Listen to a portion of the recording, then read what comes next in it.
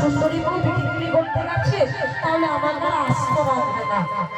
ও এই কথা, ঠিক আছে ঠিক আছে, তোর ছেলে হায়াত বাড়ি ফেরার আগে তোর বউকে দিয়ে যাবে, তাহলে নিয়ে যাই, তাহলে কোনো আপত্তি নেই, যা নিয়ে যাও।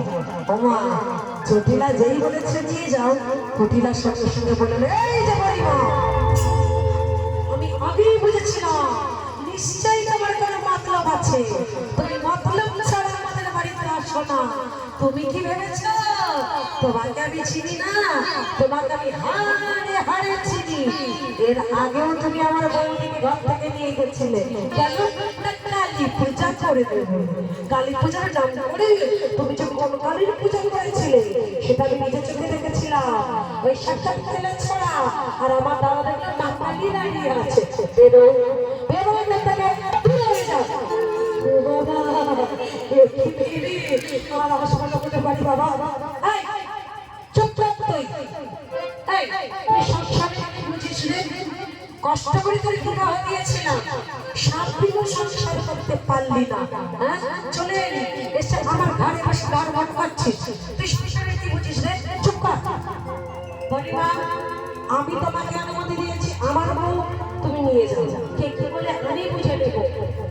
জটিলার অনুমতি পেয়ে এবারে বলিমা চলেছে রাধারানীর কাছে। না দিদি,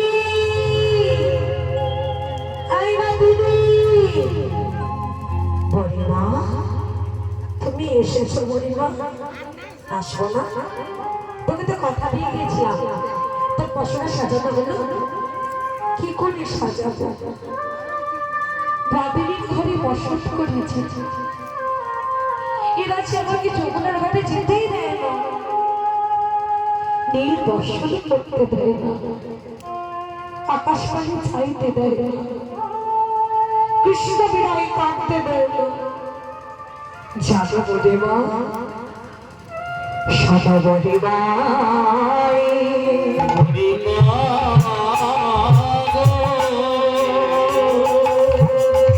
আমি যে কৃষ্ণ নদীর ঘরে, আমি যে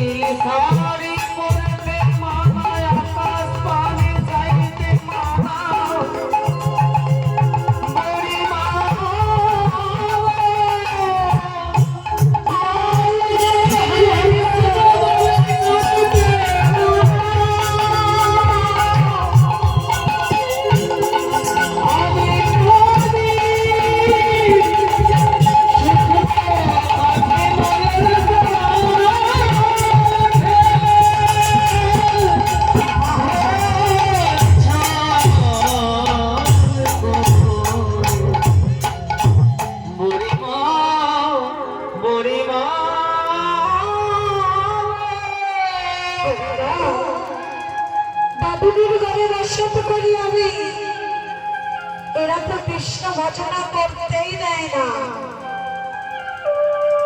আচ্ছা মায়েরা বলুন তো, জটিলা কটিলা কি সত্যি কৃষ্ণ বাদিনী ছিল? কি গো, জটিলা কটিলা সত্যি কৃষ্ণ বাদিনী ছিল?